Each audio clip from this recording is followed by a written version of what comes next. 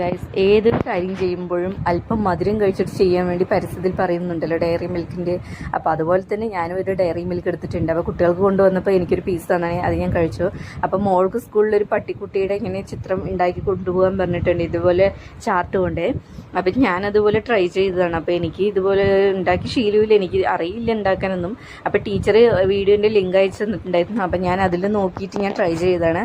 അപ്പോൾ ഏകദേശം ഇത് വന്നിട്ടുണ്ട്. പപ്പിക്കുട്ടിയുടെ രൂപമൊന്നും വന്നിട്ടില്ല, അതിൻ്റെ ഏകദേശം അടുത്തൂടെ പോയിട്ടുണ്ട്. അപ്പം ഞാൻ വേഗം 3 കളർ പേപ്പർ എടുത്തിട്ടുണ്ട്, 3 ചാർട്ട് എടുത്തിട്ടുണ്ട്, വൈറ്റ്, ഓറഞ്ച്, ഗ്രീൻ, അങ്ങനെ 3 ചാർട്ട് എടുത്തിട്ടുണ്ട്. അപ്പം 3 പീസാക്കിയിട്ട് അങ്ങനെ ഞാൻ ഉണ്ടാക്കാൻ നോക്കി.